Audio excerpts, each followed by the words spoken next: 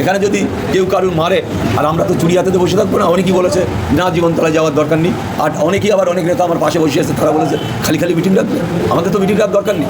আমাদের ছেলের মার খাবে আমি যাবো না, অফিস ভাঙচুর হবে আমি যাবো না।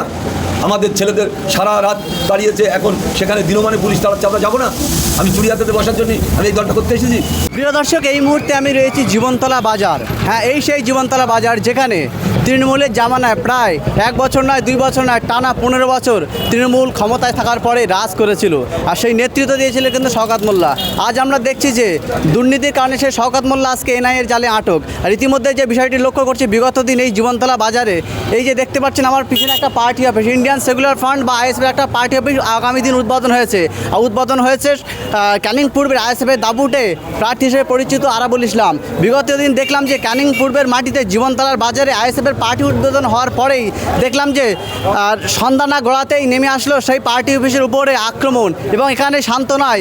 সেই দিন রাত্রে আবার লক্ষ্য করলাম ঠিক রাত 11টার দিকে আইএসএফের সেই পার্টি অফিসে বেশ কয়েকটি কর্মী ছিল, যারা সেই পার্টিটাকে সুন্দরভাবে কিছু কাজকর্মের জন্য তারা কাজ করছিল, এবং তাদেরকে লক্ষ্য করে চললো একের পর হামলা। এবং ইতিমধ্যে লক্ষ্য করছি সেই আক্রান্ত আইএসএফ কর্মীদের পাশে এসে দাঁড়ালেন। ইতিমধ্যে লক্ষ্য করছি সেই ভাঙড় থেকে ছুটে আসা আইএসএফ প্রার্থী আরাবুল ইসলাম। জীবনতলায় বহু দিন হলো, প্রায় 2 দশক কোনো বিরোধী দলের পার্টি অফিস ছিল না। আমরা গতকাল এই পার্টি অফিসটা জীবনতলার বাজারের উপরে আমরা উদ্বোধন করেছি। প্রচুর মানুষের ঢল ছিল, মানুষ কাতারে কাতারে মানুষ এসেছিল, সবাই পার্টি অফিস উদ্বোধনে অংশগ্রহণ করেছিল। তারপরে আমরা সবাই এখান থেকে বেশ কিছুক্ষণ থাকার পরে আমরা এখান থেকে চলে যাই।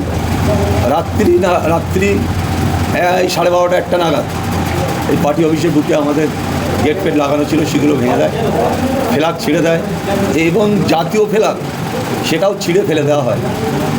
যে জাতীয় ফ্ল্যাগের মর্যাদা গুরুত্ব, যে ভারতবর্ষে যদি জাতীয় পতাকা না উঠতো তাহলে ভারতবর্ষের স্বাধীনতা লাভ করতো, তারা সেটা ছিঁড়ে ফেলে। তারপরে আমাদের পার্টির ফ্ল্যাগ ছিঁড়ে ফেলে, আমাদের এই অফিসের দরজা লাগানো ছিল সেগুলো ভেঙে দেয়। আজকে যে মাতচোর ইডি মানে এনআইএর হাতে ধরা পড়েছে, তার কিছু বাছা কর্মী যারা খুন করেছে, এলাকা দখল করেছে, লুট করেছে, টাকা তছরূপ করেছে, বিভিন্ন জায়গায় হাজার হাজার মানে লক্ষ লক্ষ টাকা উদ্ধার হচ্ছে নার্সিংহোমের নাম করে। আজকে সেই সব হারমাত্রা আজকে বিজেপির সাথে হাত মিলিয়ে আইএসএফের কর্মীদের উপরে আক্রমণ করছে। আপনি বারবার বলছেন তৃণমূলের হারমাত্রা বিজেপিতে গিয়েছে, কিন্তু ওপরের নেতৃত্বরা বলছে কোনো তৃণমূলের নেতারা বিজেপি আসবে না, শুধু কি মুখের কথা বলছে, ওরা কাজে দেখাতে পারছে না। আপনারা একটা কথা বলি, আপনারা মিডিয়ার লোক, আপনারা দেখুন না যে বিজেপির সাথে কারা আছে আর আমাদের সাথে কারা আছে, আমাদের সাথে কারা আছে আর বিজেপির সাথে কারা আছে, এইটাই তো প্রমাণ হয়ে যাবে। এখানকার মানুষ মানে হাত তুলে দেখিয়ে দেবে যে এরা তৃণমূলের লুট করেছে, তারা এখন সামনে বিজেপি। এখানকার মানুষ বলবে, আমি আরাবুল ইসলাম কি বলবো, এখানকার মানুষ বলবে যে যারা হারমাত, যারা কোলাবাজ, যারা লুটেরা, যারা ক্যানিং পূর্বে মানুষের গণতন্ত্র প্রতিষ্ঠা করতে দেয়নি, লুট করেছে, মানুষের বাড়ি থেকে বেরোতে দেয়নি, একটার পর একটা জায়গায় ভেড়ি দখল, জমি দখল, খালপাড় দখল, আজকে এই লুট করেছে এরা। পঞ্চায়েতের যদি আপনারা দেখেন লক্ষ লক্ষ টাকা নয়, কোটি কোটি টাকা পঞ্চায়েতে দুর্নীতি হয়েছে। এই 9টা অঞ্চল আছে ক্যানিং 2 নম্বর ব্লকের। এই 9টা অঞ্চলে আপনারা দেখুন যে কোন কোন অঞ্চলে কিভাবে লুট করা হয়েছে, কিভাবে হারমাতগিরি করা হয়েছে শওকত মোল্লার নেতৃত্বে। আজকে সেই শওকত মোল্লা এনআইএর হাতে ধরা পড়েছে। তাই বলে নয় যে সে ফিরে এসে আবার লুটপাট করবে। আমাদের পরিষ্কার কথা, আমরা আইএসএফ দলটা এখানে করি, আমরা নওশাদ সিদ্দিকী, আব্বাস সিদ্দিকীর নেতৃত্বে আমরা দলটা করি, তাদের নির্দেশ আদেশ মেনে আমরা করি।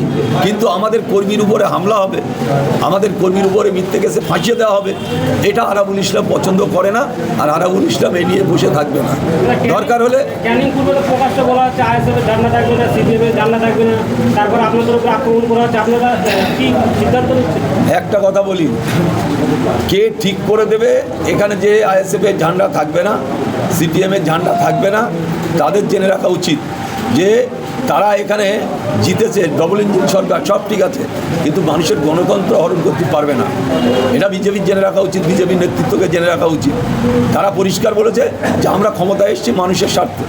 আমরাও বলবো যে আমরা ক্ষমতায় নেই, আমরা মানুষের স্বার্থে আছি আইএসএফ, এটা মাথায় রাখতে হবে। আর কে কি বলছে, ছোট ছোট নেতাদের কথা শুনে তো কোনো লাভ নেই। বিজেপি রাজ্য নেতৃত্ব, জেলা নেতৃত্ব, তারা কি বলছে সেটা শুনুন। তারা পরিষ্কার বলেছে কোনো রকম গণ্ডগোল, মারামারি, হানাহানি করা যাবে না, কোনো তৃণমূলের লুটেরা, তৃণমূলের অত্যাচারিতদের দলে নেওয়া যাবে না। এখানে এলাকা দখলের স্বার্থে কিছু বিজেপির সুবিধার্থে তারা করে কেমে খাবার নীতিকে নিয়ে যে তৃণমূল যেটা করেছে সেই বিজেপিরাও সেটা করতে চাইছে, আমরা সেটা করতে দেবো না। এখানে যদি কেউ কারুর মারে আর আমরা তো চুরি হাতেতে বসে থাকবো না। অনেকেই বলেছে না জীবনতলায় যাওয়ার দরকার নেই, আর অনেকেই আবার অনেক নেতা আমার পাশে বসে আছে, তারা বলেছে খালি খালি মিটিং রাখবে।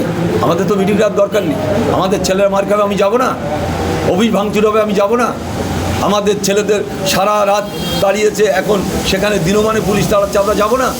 আমি চুরি হাতেতে বসার জন্যই আমি এই দলটা করতে এসেছি। আমার লড়াই জারি থাকবে। একটা জায়গায় গণ্ডগোল করলে আমরা কোনো জায়গায় ছেড়ে কথা বলব না। আমরা পুলিশকেও বলছি যে আপনারা সঠিক কাজ করুন, ন্যায্য কাজ করুন, অন্যায়ের সাথে যারা যুক্ত তাদের বিরুদ্ধে আপনারা ব্যবস্থা নিলে আমাদের কিছু বলার থাকবে না। কিন্তু ভালো লোকের বাড়ি গিয়ে হামলা করবে, একজনের ছেলে গণ্ডগোল করেছে তার বাবাকে তুলে সারা রাত এনে বসিয়ে রাখা, এসব আমরা বরদাস্ত করবো। বাহারুল ইসলাম তো ভালো তৃণমূলের নাম লেখালো। বাহারুল ইসলাম তৃণমূলে নাম লিখিয়েছে তাই কলকাতায় বসে আছে। তারে বলুন না আপনারা মিডিয়ার লোক একবার ভাঙড়ে এসে ক্যানিংয়ে এসে একটা মিটিং করুন, বলুন ডাকুন কোথায় আছে সে লুকিয়ে। কেন তো মানুষের বলছে ভোট লিচ্ছি, ভোট চুরি করে নিয়ে ক্যানিংয়ে হারমাতগিরি করে সে বসে আছে কলকাতায়। আসুক ভাঙড়ে, ক্যানিংয়ে আসুক, সেই হিম্মত তাদের নেই। আর এখানে কিছু তোলাবাজ যারা এখানে লুট করেছে, যারা ভেড়ি দখল করেছে তারা তো এখানে থাকবে, তারা লুকিয়ে আছে।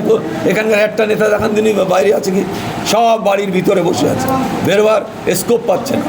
যারা খুচরো খাজরা তৃণমূলের যারা আছে তারা এলাকায় এলাকায় বিজেপির সাথে হাত মিলিয়ে তারা এই গণ্ডগোল করার চেষ্টা করছে।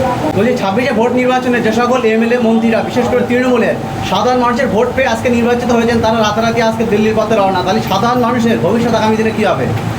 সেটা সাধারণ মানুষ বুঝবে। আমার ভোট নিয়ে তুমি অন্য জায়গায় চলে যাবে, দালালি করবে। আমি আইএসএফে আছি, আমি আইএসএফ থেকে যখন অন্য জায়গায় যাবো মানুষ তখন বলবে যে হচ্ছে স্বার্থ সিদ্ধি করার লোক। সেটা তখন বুঝতে পারবে যারা জিতেছে, যে এমএলএরা বলুন আর যে এমপিরা বলুন, তারা আর পশ্চিমবাংলা সেই জায়গায় সুযোগ পাবে না।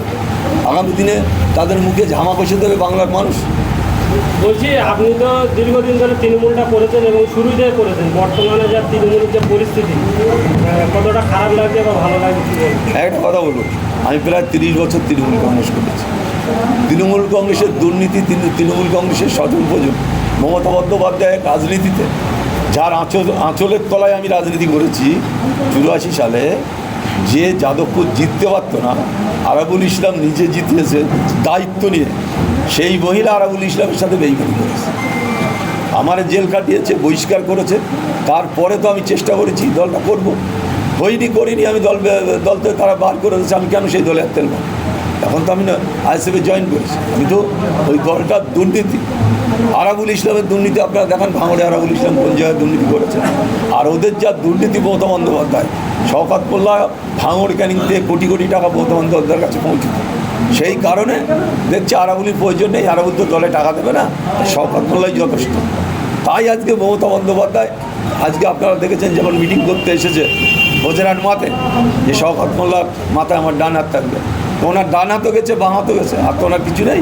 আগামী দিনেও শাড়িটুকুও থাকবে।